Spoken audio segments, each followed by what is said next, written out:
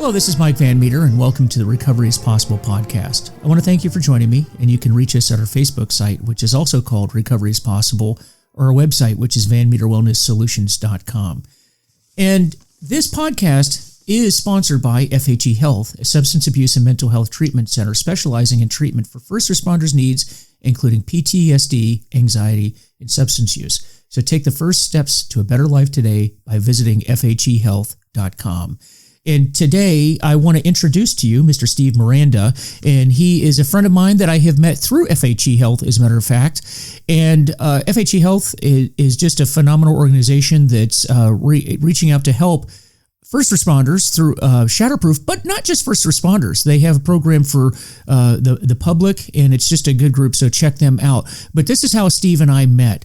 And Steve is going to talk to us today about how our trauma and how the things that affect us, really in ways that they affect us, can be utilized to help others as well. You know, helping other people in their addictions, mental health issues, and the families as well. And Steve's going to talk to us a bit today about how he came to do the work that he's doing today. And so with that, I want to introduce to you Steve Miranda. Welcome to the show.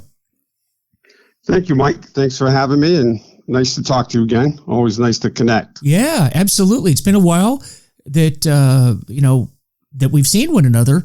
But go ahead and tell us a bit about who you are, your background, and how we came to even just having this conversation today. So right now, I am currently employed with FHE Health in Deerfield Beach, Florida. I'm the National Director of Strategic Development. I handle what we call the business development side of the house, where I oversee a group of individuals, 10 to be exact at this point in time, that go out into the communities to help those that are suffering from mental health, substance use disorders. And, my heart and my background is in law enforcement. So that's how I got to be where I am today. I know we were talking earlier. I have officially been retired out of law enforcement for 12 years. I'm starting my 13th year in retirement. I worked for almost 23 years in the field of corrections, where I held a number of positions. The last position I held for approximately 12 and a half years was with the Employee Assistance Unit. I was the director when I retired, which we overseen an agency of approximately 5,500 staff members. And then we had a multitude of municipalities, from police departments, local sheriff's departments, and also fire departments throughout the state that we helped and assisted with services that they didn't have. So about 12 years ago, 13 years ago now, I was approached about a position in the mental health, substance use field, looking to help as many folks as possible and family members that are suffering from mental illness and substance use disorders throughout the United States, from both the first responder world and, like you had spoken earlier, my niche, however you'd like to say it, was dealing with large union contracts. So I've been doing this now for about 13 years in this industry, the behavioral health industry. Mm. And what led to that? You were talking about losing your brother in 2001. Yeah. So along the way, I had become part of the Employee Assistance Unit back in 1996, and around 2000, my younger brother, who was also employed by the same department, was in the throes of his addiction. And not only was I his brother, I was his EAP. I put him in a multitude of a few facilities throughout the United States that had been specializing or were running first responder tracks, helping those who suffered from, mental illness and substance abuse from the first responder world. And in 2001, and next week, actually, November 2nd, 2001, he lost his battle to addiction and passed away. So at that point, I ramped up, really dug in to the first responder world and some of those stressors that had caused him to get to the point that he was at. He was also in the military at that point for about 20 years, in a multitude of jobs in the military, from, special forces and artillery group, special forces, rose up pretty fast in the rank, was Soldier of the Year at one point in time. So really a military, an individual who really lived a military life up until his addiction, which threw him into a loop, which he lost his battle. Like I said, I took it to the next step where I dug in and tried to find resources throughout the country that would not only assist, folks that are going through this, but their family members. He left a trail of destruction. So I really dug in and wanted to find out how we not only help those who are suffering, but the family members that are picking up the pieces. Well, and we talk about the military and law enforcement and first responders in general. In FHE Health, which is where you work, you have this special program, Shatterproof, which is for first responders. Did you find that important? Or why is it important to have that kind of a track for people that are seeking treatment? Why a separate program like that? Well, it's important for the first responder world to be amongst like-minded individuals, folks that are, when I say like-minded, I mean work in the same profession. It's not for someone in law enforcement, for instance, we'll take a police officer to come forward and to admit that they have a problem to begin with is a process. For a lot of reasons, the stigma that's attached to it, we've come a long way, but the stigma still exists. And so to get a first responder to open up and to engage in treatment from both the mental health side and the substance use side, it takes a lot of work. It takes a lot of patience. It takes a lot of time to get them comfortable and trusting. So with Shatterproof, which is near and dear to my heart, is one of the main reasons why I'm with FHE Health. It's such an incredible program. We house those individuals together. They do treatment programming together. They pretty much eat, drink, and sleep so that they can have that bond to where they're comfortable enough to open up, comfortable enough to be trusting. They know that and learn that there are people just like them in the same profession that are going through the same problems, the same issues, the same everyday addiction problems and issues that they're going through, both from mental health and substance use. So very important to us and to the community itself, the first responder community, to get them to be in a real comfortable enough state to where they're willing to open up. Yeah.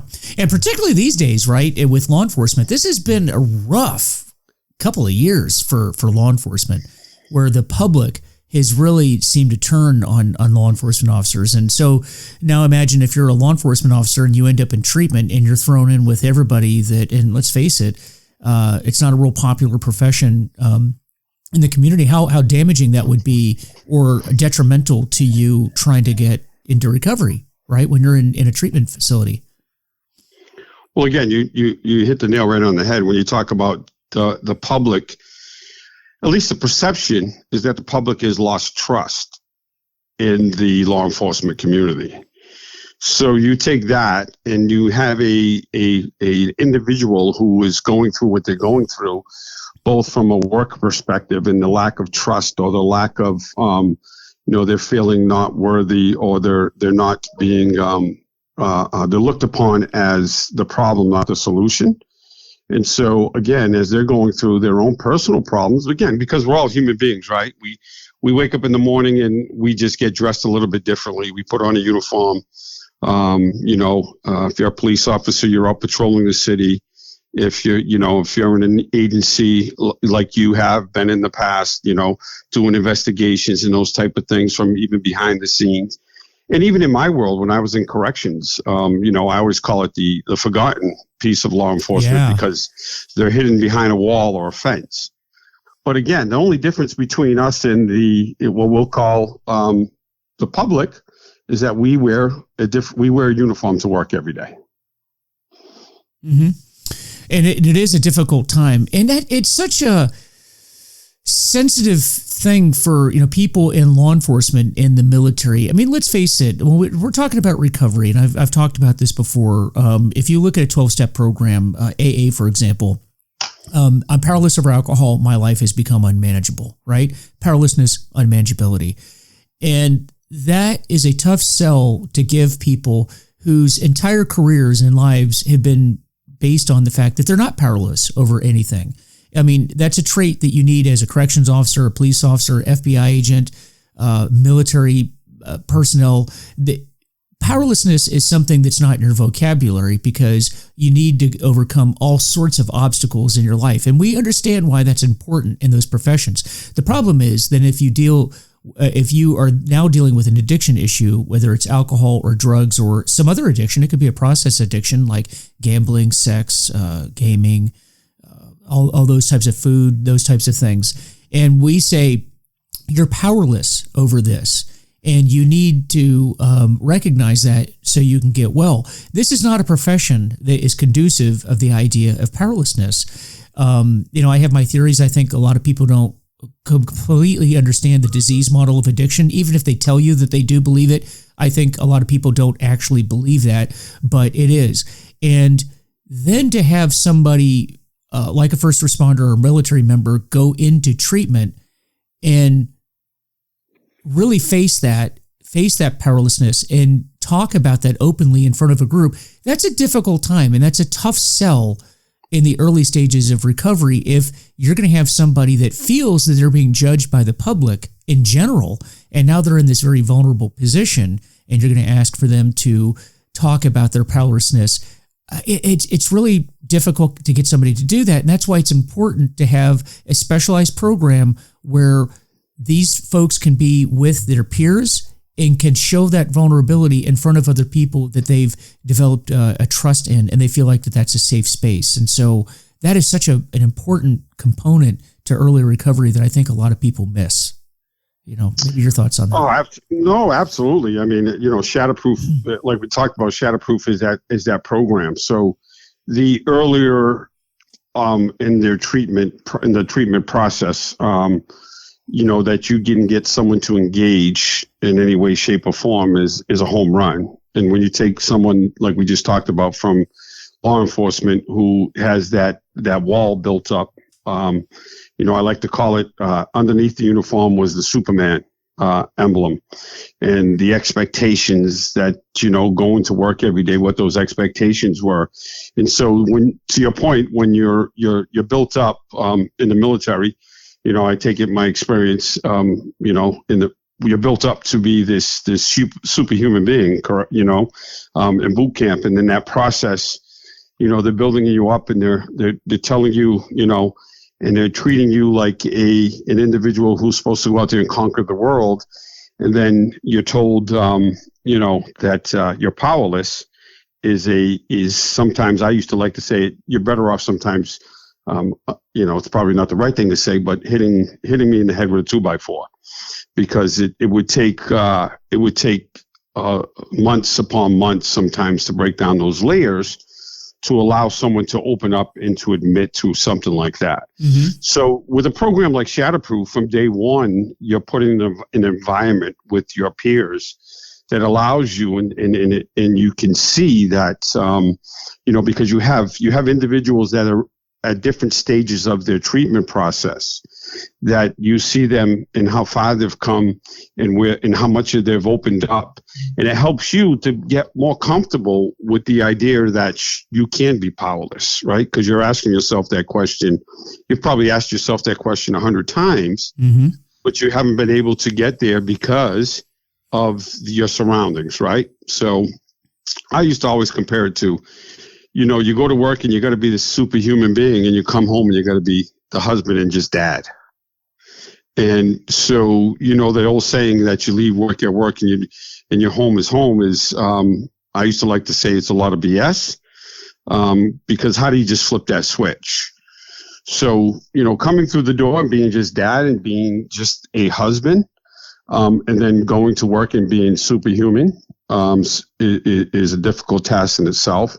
And then having some issues along the way, whether they're, like I've said, mental health or substance abuse or any addiction issue for that matter, and admitting to that problem that's causing you to not be the person that you want to be is very difficult. Yeah. Now, how many in Shatterproof, on average, how many people do you have at one time in the program? Usually the average census of first responders is, I want to guess, well, I'm not going to guess. It's usually between, I would say, 26 to 32. So at any given moment, we have anywhere from 26 to 32. Lately, to your point, the last couple of years have been very rough for the law enforcement community, for the country in general. So let's not just the country in general is suffering greatly especially from a mental illness at this time. So this census lately has been really high in terms of our first responder program. The last, I would say, 6 months, we're probably have an average census of somewhere around 34 first responders. On average, yeah. On average. And this is, generally speaking, so any listener that might be interested in this program, you are generally looking at a 28-day program, correct? Correct. We'd like to, we'd like to see someone in there minimum of 30 days, just based off of, what levels of care are necessary to help treat the individual, based off our curriculum, whether or not they need time inpatient, how much time inpatient do they need from a medical standpoint? Is it a medical necessity? We don't like to start that process until someone is at least has a foundation to where they can participate 100%. So along the way, they might need a detox protocol. They might need a longer stay inpatient from a mental health, from the behavioral health, mental health perspective. So we'd like to see our first responders at minimum stay 30 days. And one of the other reasons for that is one of the differences with our program, with Shatterproof especially, in FHE, is our neuro program. And so all of our first responders that come through the door are offered all of our neuro ancillary programming, which is from the scientific standpoint, I don't want to sit and talk, from the science side. There's people that are more educated and a lot better off doing it than I am. But what I can tell you is that it's like doing EMDR on steroids in terms of how you can get someone to manage and help heal their brain a lot quicker. And so one of the things that we really focus on with our first responders is participation in the neuro program. Yeah. And by the way, if anybody's listening to this podcast, we had an earlier podcast with Dr. Sachi, who discussed that a little bit in further detail. So you go back through the podcast and check out that episode, and you can get some more detail if that's something that you feel like would benefit you or someone that you know. But that's a really good program.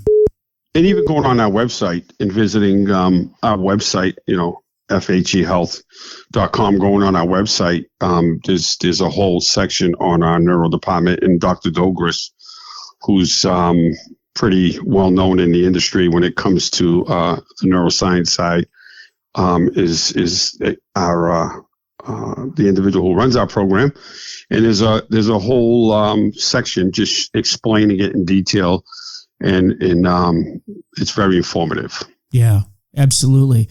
Now, as far as the treatment itself, now you're dealing with addictions, of course, but what are some of the other things that you look at with a patient that comes to you? Well, again, we look at getting the patient healthy and whole. So we also offer a plethora of ancillary services, from massage therapy to a state-of-the-art gym to breath work to we have a program, a music program that I was there last week, Mike, and it was a pretty cool experience for me as I went into the music program to visit Gary, who runs it. There were two first responders in recording a song, and one of the individuals who was waiting to go next to record the song, we just started chatting for about 15 minutes, and he had already recorded one piece, and he actually let me listen to it. And I was floored at this. He was about 6'4". I want to guess about 240 pounds. Looked like he had been sculptured. Dealing with some really tough issues in his life, and got him to us at FHE. Not only was he in law enforcement, first responder, but he had dealt with a lot of things personally. With some family members along the way, and just listening to his story, then listening to the song that he had created, I was floored that how much pride he had taken in it. He had addressed it, and the song was written for his children, and he said to me that was the best part of his therapy till this point, and he had been there for, I believe, around 13 days. And he was talking about the music program. So again, just a little story, but we also offer breath work, again, the neuro, the massage therapy, gym, state-of-the-art gym. A lot of the first responders most continue to work out quite often, and when they're in treatment with us. We also offer some art therapy, and Dr. Sachi and her staff, who run the Shatterproof program, do a multitude of groups all day, every day. Yeah, and that's very important. And again, those are groups that are other first responders. And I've been down there. I've spoken to the first responder group before, and it's just a great group of people. Yes, that's just for first responders. So again, the first responders do all of their groups together, and along with individual sessions. They're all doing individual sessions on a need basis. So what that means is if someone needs one individual session with their therapist per week, they get it. If they need 5 per week, they get it. It's based off of the individual and their needs. We like to say, and it's a term we don't take lightly. We meet the client, the patient, the first responder where they're at, and so their treatment is tailored to their needs. Now, how about aftercare? Are you working with people after they leave? Yeah, so aftercare is to me the most important piece. For anybody that's been in the military or been in a paramilitary organization in law enforcement, the easy part is it's very structured.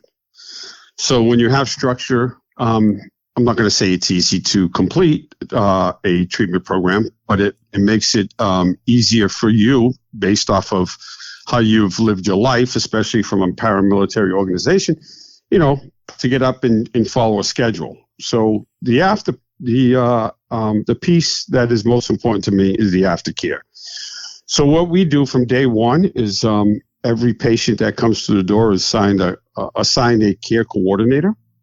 And what the care coordinator does is they, from day one, start to set up not only the piece of the inpatient treatment in the communication with the family, with the department, with the union, whomever it might be, and it's necessary to communicate with. they are working on their aftercare plan to go back home and to be successful. So what we like to do is we like to partner with organizations that we're working with to get their feedback to add the aftercare component to our treatment. And what we also have is a pretty strong alumni. I was going to ask about that. Yeah. Piece, yes.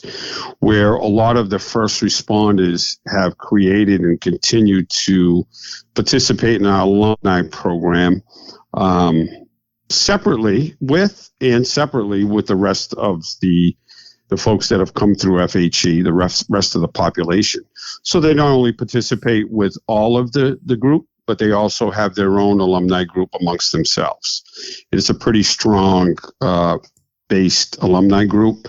Unfortunately, and fortunately for some, COVID has put a little damper on them getting together as often as they would like, but they, like everyone else in the world, Zoom has become a big part of their lives. So they communicate, they hold groups, they have their own login procedures. It's very confidential. They keep it that way. No outsiders are allowed in. It's a pretty strong group, though. Yeah, and that's so important. And I think that's a great message to have. And anybody that's listening here that is planning on going to treatment, has been in treatment, what's important to understand is that your 28 or 30 days or however long you go, that's just the boot camp of recovery. The real work starts when you leave. Treatment just prepares you for the work that you're going to have to do when you leave, and staying connected and staying involved and continuing to work on yourself begins the day you leave. And it's important to get that support from wherever you left, wherever you went through treatment, and then to get plugged into not only the groups that you met while you were there in treatment, but to connect to the community outside of treatment and encouraging. And I know that you guys really encourage the patients when they leave to connect into 12-step groups and the larger recovery community, don't you? Oh, absolutely. Again, you're going back home to all of the things that you left. And so you continue with your job, you go back home to your family.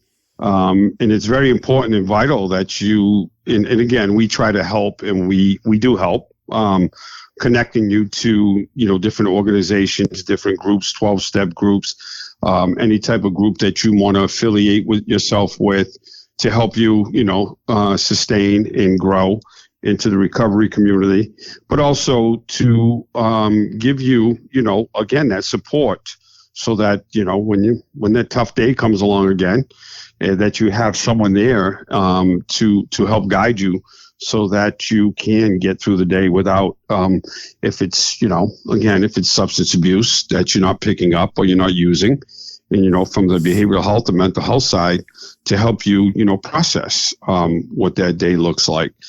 What we try to do and what we've been very successful at, Mike, is finding those services in a lot of these communities, or at least the groups. We talk to hundreds throughout the year of folks in the first responder community that have contacts in their local communities that, from a primary therapist to an outpatient program, to a AA meeting, to anything you can think of from the religious sect side, anything that you can possibly think of. We're constantly trying to build our Rolodex of information for referral partners, referral sources. So when that the individual transitions from inpatient boot camp, like you said, to going back out into the world they came out of, there's a support system in place. So we do that from day one. When they come through the door at FHE, we're already working on day 31 when they're walking out the door. Mm-hmm. Yeah, so that's vital. Getting that follow up, because it does not end because you're not healed. And people need to understand that addiction is not something that goes away. It stays with you your whole life. It's a progressive and deadly disease that you put into remission. You're not healed. And you have to keep working on your recovery when throughout your whole life, but it starts when you come out of treatment and staying plugged in and continuing. That's really where the work begins. And what happens in treatment is you're getting the tools and you're being pointed in the right direction to get to the place where you can do that work and get the resources to do that work. And that's something that I know you guys do a good job in providing the education and the tools to make that happen successfully. Absolutely. And, having individuals like yourself to connect to who have, done so much, work in this arena to help those, I like to, my line is those that are sick and suffering, getting contacts from some folks like yourself and sharing those contacts. Because a lot of times what we haven't been good at in our world is sharing.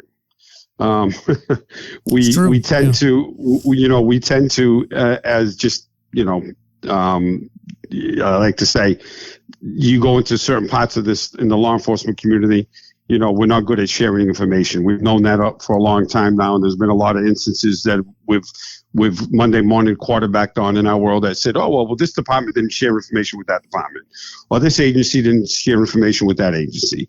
And so we've never been good at sharing anyway. But one of the things I like to say, again, one of the reasons I retired and got into the industry and to help more people was I had the line I had mentioned on my exit interview to the associate commissioner.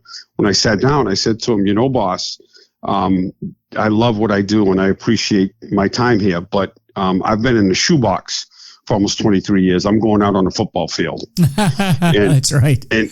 And one of the reasons I did it was to help more people and to share in that, in the information highway that we've accumulated. So, to any of your listeners that have resources that, whether it's their own or whether they want to share some of the ones that are really good that they use, because again, in this community of law enforcement, we're always looking for some individuals who have experience and that make that transition just a little bit easier for someone to go in and talk to or to latch onto just based off of, again, they come out of the same world.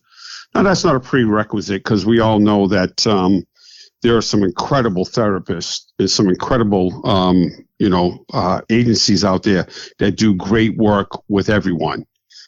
It's just in this in the law enforcement community, again, and it's started to get better. I've seen it. I've been doing this for 25 years now. We're starting to let the guard down a little bit more. We're starting to realize that we're not, Superman or Superwoman, that we're not superhuman, that we have feelings and emotions, and we can share them like anyone else. And so we're finding out more and more that there's even instances where I've found where I've tried to refer a law enforcement or a first responder to a likewise therapist, and their answer to me was, I don't want to go talk to them. I want to go talk to someone who doesn't know anything about what I've done. Yeah. So again, we know that they exist. So anybody that has any good resources that want to share them, please, either through Mike or I'll share my information at the end, call, email. I'd love to have that conversation. Yeah, I really appreciate that. And you're absolutely right. Not all first responders want to talk to other first responders. I'm actually at the point in my recovery that I'm kind of in that camp now. I like working with the public. I like going to meetings where it's people that are not in my profession, but that takes time. I think what happens is in the beginning, it's very, very, very typical of first responders who are in that closed world wanting to only deal with other first responders. That's usually in the beginning. I think in time, a lot of people grow out of that, but it's as you slowly start opening up, letting your guard down, and meeting a lot of people who are in recovery, then what happens is you start finding that other recovery people are your people, because we start sharing that in common as opposed to the profession. But in the beginning, it's very sensitive, and people just need to be in that safe space or where they feel like that they're safe, and that's what we want to do in the beginning. And there are law enforcement specific meetings, fire specific meetings, and then other, first responder specific meetings. They are out there. If there's a listener that is interested in some of those, I can point you in the right direction. I know Steve can help point you in that right direction as well. But the important thing is that you reach out for help and you reach out for that information. And that's what Steve and I are here to do. And we really appreciate that. So Steve, if you would, any listener that does want to reach out to you for any of that information, go ahead and share some of your contact info. Yeah. So it's, it's Stephen Miranda. And my email is S as in Stephen Miranda, S Miranda at FHE health.com. And my personal phone number is 508-951-3685. Again, 508-951-3685. And that's S Miranda at FHEhealth.com, correct? Correct. Yeah. Yes. Well, definitely. And one of the things before we end, Mike, one of the things that we don't talk about enough, and one of the things I've grown to really in this course along, like I said, when my brother passed away, is to help the families. And one of the things I really want to emphasize is that, for the families that are listening, or even for the folks who are listening that are struggling with mental health or substance use, make sure, and I know it's difficult, but make sure that, that the family is also getting the help that they need. I know, along the way, not only when he was going through his issues and problems, but for the next, 15, 20 years before both my parents passed away, it was very destructive to them in trying to understand, what happened. And so, they lived out their lives, wondering or trying to figure out, were they part of the problem? Why weren't they part of the solution? Why couldn't they help their son? And I think, I used to guide them the same way into different organizations, whether it's Al-Anon or whether it's also seeking help from a therapist or getting involved with a group, because there are groups that exist out there that, wives of first responders run, is to get involved because the family's also suffering from the same issues and problems, the addiction and the mental health side of things, right along with the first responder. That's very well said, and that's absolutely true. Addiction affects everyone in your life, and if you are someone that is affected by somebody else's addiction, there's help for you as well. And again, those are areas that we can help you in, and it just destroys. Addiction is a destroyer of everything and everyone around it, but there is help out there, and you can get better. All right. Any other final words, Absolutely. Steve, before we wrap up? No, I really appreciate the time and you having me on. Again, anything I can do to assist, you have my information. And, as always, it's a pleasure to catch up with you. You too. And thanks for having me. Well, thank you for coming on, and we appreciate the support from FHE Health. And I just want to say a little something about them. This episode is sponsored by FHE Health, and FHE Health has been providing life-changing behavioral health services for more than 20 years. They treat substance abuse and mental health disorders in an individualized and comprehensive approach, recognizing the specialized needs for the first responder community. They've created Shatterproof, which we've talked about here on this program, a dedicated program for law enforcement, fire rescue, and similar communities to receive treatment among peers. They are experienced in providing privacy and working with unions for employment. FHE Health is committed to providing the best care experience for our patients, for their families, and for our community. So learn more at FHEhealth.com. So do visit the FHEhealth.com website. Also, Steve's his email is smiranda@FHEhealth.com. Check that out. A lot of resources. Reach out to Steve, reach out to me, reach out to them. And if you don't have an answer for you, we'll point you in the right direction. But as I would always like to say, For myself, I don't represent any group per se. I know we've talked about some 12-step groups, but there's a lot of different groups that are out there, and we're not representing any one. We're just telling you that they're out there. So my only purpose in giving this information is to share with you what I've done because it's helped me, and maybe it will help you too. So if I've said anything or Steve has said something that doesn't apply to you or you don't agree with it, then just discard it. But try to take any information that you can use for yourself so you can help others as well, because that's what we do in recovery is we help ourselves along the way, and we try to help impart that knowledge to others as well. And so with that, visit my Facebook page, which is Recovery is Possible, and our website, VanMeterWellnessSolutions.com. Let me know how I'm doing, and let me know if there's a topic that you're interested in hearing about it, because we'll have somebody on that can talk about it. I'd love to hear from you, and you guys take care. We'll see you next time.